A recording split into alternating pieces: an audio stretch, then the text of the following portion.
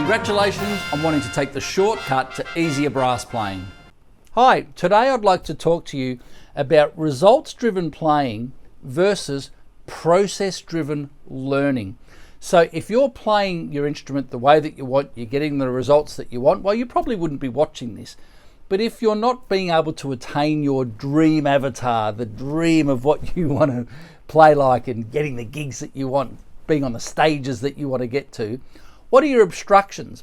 So if we keep doing results-driven practice without looking under the bonnet, without looking under the hood and the mechanics of how we're playing, you may find an error here and there and be able to fix it, but more often than not, these errors go undetected for years and years and years, and like the highest percentage of players, the majority of players don't get to where they want to get to. They never discover their dream avatar, and there's a real reason for this, and it doesn't have to be the case.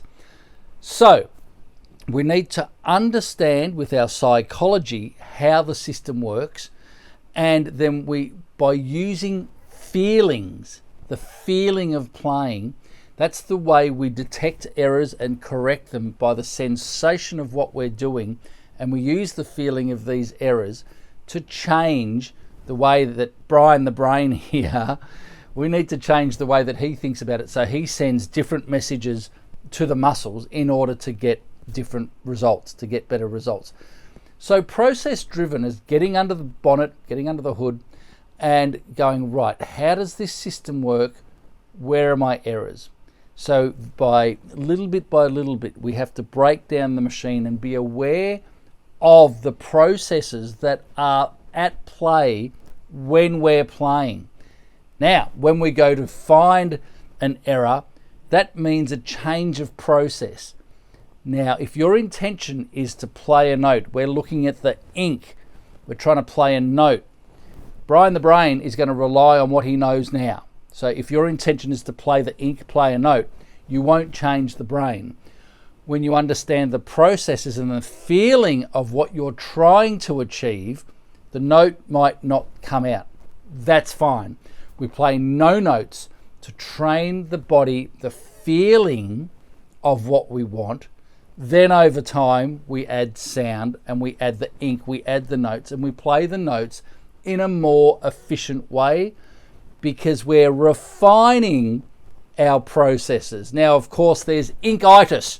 We look at the ink and it just triggers all of the bad habits that we've got. So that takes closed-eyes repetition. Just do this. Just do this. The feeling of the new process, and we develop it and we build confidence, and eventually that becomes your new automatic process. So when you are results driven, playing the ink, playing the music on your dream stage, you don't have to think about the techniques because Brian's been trained what to do.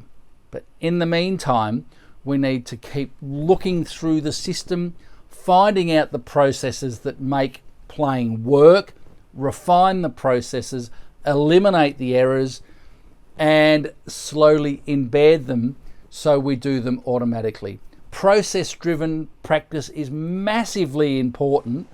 Results-driven is forget about the process and just go out and play and have fun, and you will recognize that your results-driven playing will improve out of sight when you improve your processes.